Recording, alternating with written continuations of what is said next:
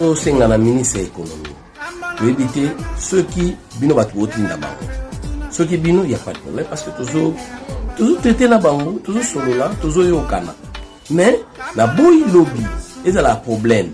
Que oh batumo ba beti machine, ba lobi ba mbongo wana ba 30 wana ke wapi, ba interpeller mutubo yete, ba benga mutubo yete, et bon place ezo kende, ezo mona na te. Pour moko, ezo mona nde bazo kabula. Est-ce que Zokota na maboko à l'État? Est-ce que Zokota na caisse à l'État? Yangwana tolobi, toboite, mais l'État oyeba likambo.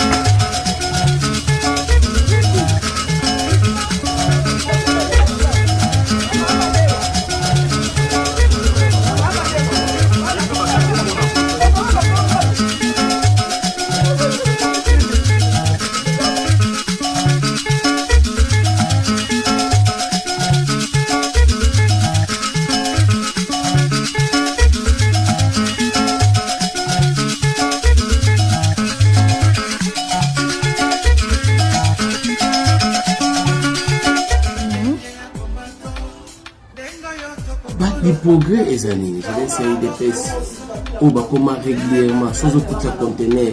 Maintenant, mon abisso oya friperi ya tombola. Chaque conteneur faut que ça vaut $30.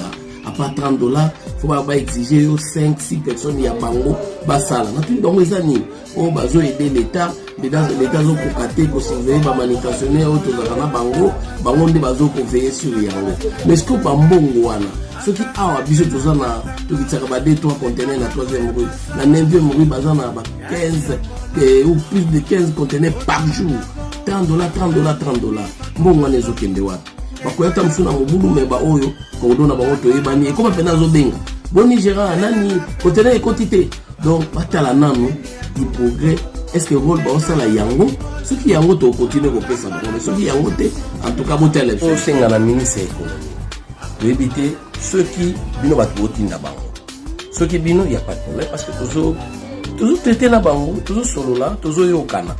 Mais la boy lobby, et ça la problème.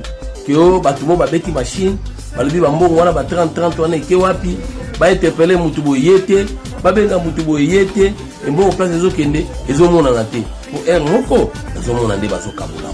Est-ce que Zokota na maboko à l'État? Est-ce que Zokota na caisse à l'État? Yangwana tolobi toboite, mais l'État oyeba likambo. Baba Chikata. Et wana bazali garde ya sécurité ya presse na force du pouvoir. Là retourner tout à la tamo atelier. Ça là. D'accord, shika. Oza Bessi. OK. On a la brigade spéciale de l'île UDPS, force du progrès. Donc, le progrès est aligné. Je vais essayer de faire au bakoma régulièrement sans aucun conteneur. Maintenant, mon abisso oya friperi ya tombola.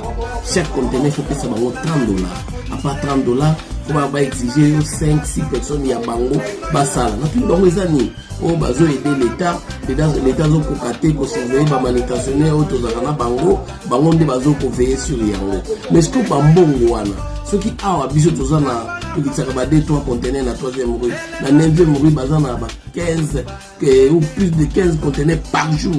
$30. Bon on est au Kendewa. Bakoyata msuna mobulu meba oyo ko dona ba oto ebani e ko ba pena zo benga. Bon Nigéria nani conteneur et quantité. Donc batala nanu du progrès. Est-ce que rôle ba osala yango? Ceux qui yango to continuer ko pesa. Ceux qui yango te en tout cas botel élection. Au senga la ministre économie.